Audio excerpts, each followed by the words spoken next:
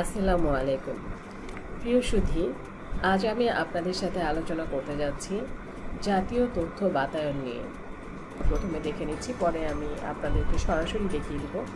এটি যদি ধরে নিচ্ছি যে এটি তথ্য যোগাযোগ প্রযুক্তি অধিদপ্তরের একটি ওয়েবসাইট এবং জাতীয় তথ্য বাতায়ন, যেটাকে আমরা বলছি ন্যাশনাল ওয়েব পোর্টাল, এরকমই থাকে প্রত্যেকের ওয়েব পোর্টালটি। এবং এই ওয়েব পোর্টালের যে পরিচিতি সেটাকে আপনাদেরকে প্রথমেই আমরা দেখিয়ে দিচ্ছি। যে উপর দিকে যে কলামটি রয়েছে সেটি হচ্ছে অ্যাক্সেস বার বা নেভিগেশন বার। এই বারের মাধ্যমে বিভিন্ন বাতায়ন সহজে খুঁজে বের করা যায়।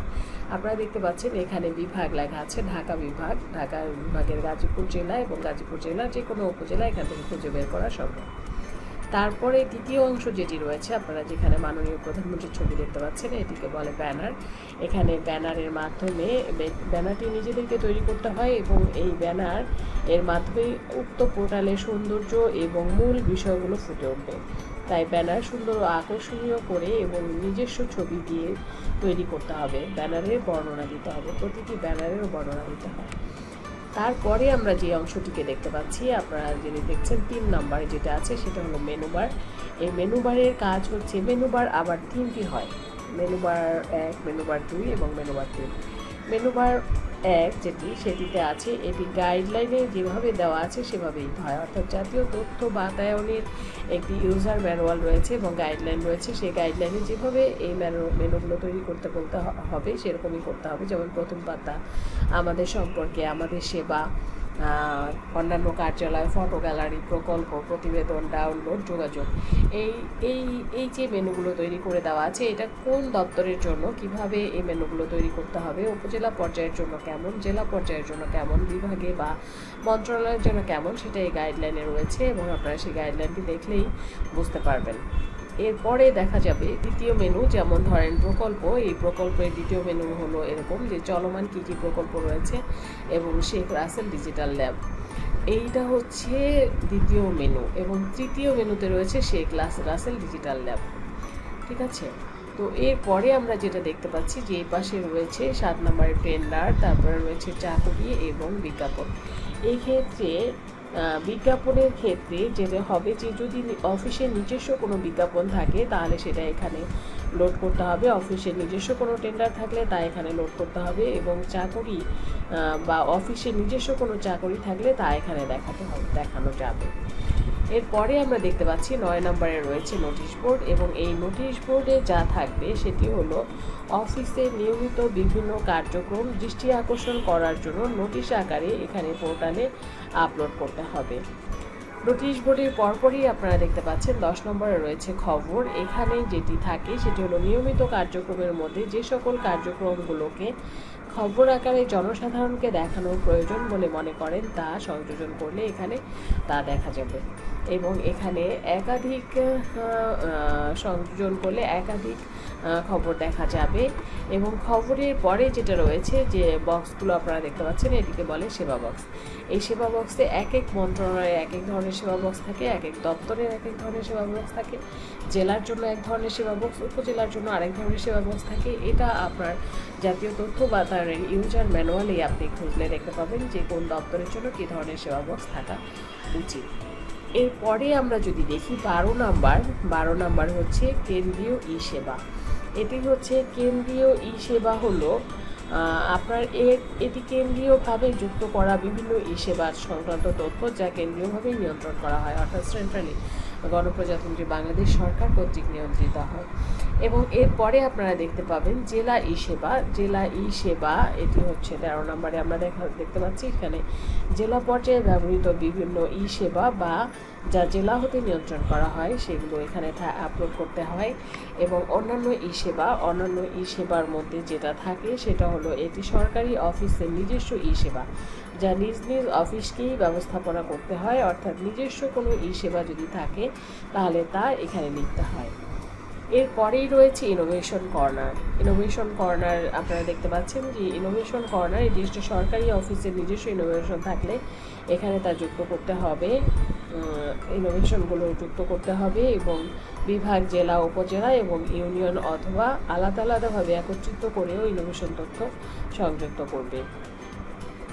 এরপরে রয়েছে আপনার মতামত। আপনার মতামতের ক্ষেত্রে এখানে একজন নাগরিক তাদের নিজস্ব মতামত এখানে দিতে পারবে, যা সরকারি অফিস প্রধানের নিকট মেইল বা নথির মাধ্যমে জানানো হবে। এবং সবশেষে রয়েছে সামাজিক যোগাযোগ মাধ্যম, যেখানে আপনারা দেখতে পাচ্ছেন যে সরকারি অফিসের নিজস্ব কোনো ফেসবুক, টুইটার, ইউটিউব বা অন্য কোনো সামাজিক মাধ্যম পেজ থেকে থাকলে তা এখানে লিঙ্ক করতে হবে।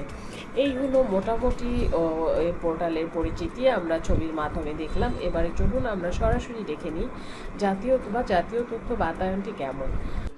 তো জাতীয় তথ্য বাতায়নটি কেমন সেটি যদি আমরা দেখতে চাই, তাহলে আমাদের প্রথমে একটি ব্রাউজার ওপেন করে নিতে হবে। তো চলুন আমরা গুগল ক্রোম থেকে একটা ট্যাব নিয়ে নিই এবং এখান থেকে আমাদেরকে লিখতে হবে ন্যাশনাল ওয়েব পোর্টাল অথবা www.nationalwebportal.gov.bt। আমরা এখানে ন্যাশনাল ওয়েব পোর্টাল লিখলেই এটা কিন্তু চলে আসবে।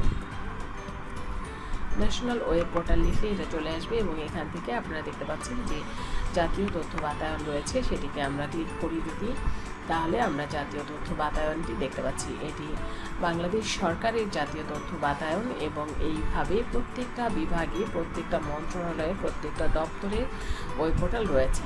আপনারা দেখতে পাচ্ছেন মন্ত্রণালয় বা বিভাগ রয়েছে 58টি এবং অধিদপ্তর ও অন্যান্য দপ্তর রয়েছে 353টি, বিভাগ রয়েছে 8টি, জেলা রয়েছে 64টি এবং উপজেলা রয়েছে 495টি এবং ইউনিয়ন পরিষদ রয়েছে 455454টি। এই সবগুলো তথ্য আপনি এখান থেকে কোথায় কি দেখতে চান, কোন মন্ত্রণালয়ে আপনি দেখতে চান, কোন অধিদপ্তর দেখতে চান, কোন বিভাগ বা কোন জেলা, কোন উপজেলা, কোন ইউনিয়ন পরিষদের কী তথ্য সেবা আপনি দেখতে চান, তা সব কিছু আপনি এখান থেকে দেখতে পাবেন। একটু আগে আপনাদেরকে আমি যে পরিচয় করিয়ে দিয়েছি এটি হলো নেভিগেশন বার সেটি, এবং এখানে আপনারা দেখতে পাচ্ছেন যে এগুলো হচ্ছে মেনু এবং আমরা যদি বাংলাদেশ সম্পর্কিত ক্লিক করি তাহলে এখানে দেখুন বঙ্গবন্ধু ভবন, প্রধানমন্ত্রী কার্যালয়, জাতীয় সংসদ, মন্ত্রিপরিষদ, বিভাগ, অধিদপ্তর সমূহ রয়েছে, এগুলোকে বলে সাবমেনু। এবং এই সাবমেনুর অধীনে যদি আরও কোনো মেনু থাকতো তাহলে সেটা হচ্ছে মেনু 3 হতো। এবং এখানে বিভিন্ন অ্যাপ সুরক্ষা, অ্যাপ জনতা সরকার, মাইগভ সমস্ত কিছু কিন্তু এখানে রয়েছে, যেই তথ্যগুলো আপনাদেরকে আমি বলেছিলাম। এবারে আপনারা দেখতে পাচ্ছেন এটি হচ্ছে ব্যানার, যে ব্যানারের কথা আমরা বলেছি। ব্যানারটি নিজেকে তৈরি করে নিতে হয় নিজ নিজ দপ্তরের জন্য এবং এগুলো হলো সেবা বক্স। এছাড়া বাকি যে জিনিসগুলো আপনাদেরকে আমি দেখিয়েছি সেগুলো সম্পর্কে আপনারা জেনেছেন। এবং চলুন আমরা একটা উপজেলা বা একটা জেলার তথ্য বাতায়ন আমরা যদি দেখতে চাই তাহলে আমরা কি করব। আমরা যদি কোনো মন্ত্রণালয় দেখতে চাই তাহলে এখানে ক্লিক করলেই আমাদের বিভিন্ন মন্ত্রণালয়গুলো আসবে। আপনারা দেখুন এখানে আমরা মন্ত্রণালয় ক্লিক করলাম, সম্ভবত আমার নেটওয়ার্কের প্রবলেম আছে, এই যে মন্ত্রণালয়গুলো চলে এসছে। আপনি এখান থেকে যে কোনো মন্ত্রণালয়ে প্রবেশ করতে পারবেন, যে কোনো মন্ত্রণালয়ের যে কোনো তথ্য আপনি এখান থেকে দেখতে পাবেন আপনার যেটা দরকার, এবং সেখান থেকে আপনি আপনার প্রয়োজনীয় তথ্যগুলো নিতে পারবেন। এরপরে আমরা যদি দেখি যে অধিদপ্তর ও অন্যান্য, তাহলে আমরা এখানে ক্লিক করবো। এখানে ক্লিক করার পরে দেখেন প্রত্যেকটা অধিদপ্তর অন্যান্য অফিস চলে আসছে। আপনারা যদি দেখতে চান আমরা আমাদের নিজস্ব কোনো দপ্তরের ওয়েবসাইট, তাহলে এখান থেকে আপনারা সেটা দেখতে পারবেন। এবং দেখুন যে এখানে সকল মন্ত্রণালয়ের সকল অধিদপ্তরের তথ্য রয়েছে। এবারে আসি আমরা বিভাগে। 8টি বিভাগকে যদি আমরা ক্লিক করি তাহলে এখানে দেখা যাচ্ছে চট্টগ্রাম, রাজশাহী, খুলনা, বরিশাল, সিলেট, ঢাকা, রংপুর, ময়মনসিংহ সকল বিভাগ রয়েছে। ধরে নিচ্ছি আমি ময়মনসিংহ বিভাগ দেখতে চাই, তো ময়মনসিংহে আমি ক্লিক করলাম। ক্লিক করার পরে দেখুন ময়মনসিংহ বিভাগের ওয়েব পোর্টালটি এখানে উন্মুক্ত হয়েছে এবং আপনারা এখানে দেখতে পাচ্ছেন যে আমরা যে তথ্য বাতায়নের, এটা নেভিগেশন বার আমরা প্রথমে বলেছিলাম, এটা ব্যানার, তারপরে আছে মেনু, সাব মেনু এবং তারপরে আছে নোটিশ বোর্ড। এই তথ্যগুলো আপনাদেরকে কিন্তু আমি বলেছিলাম।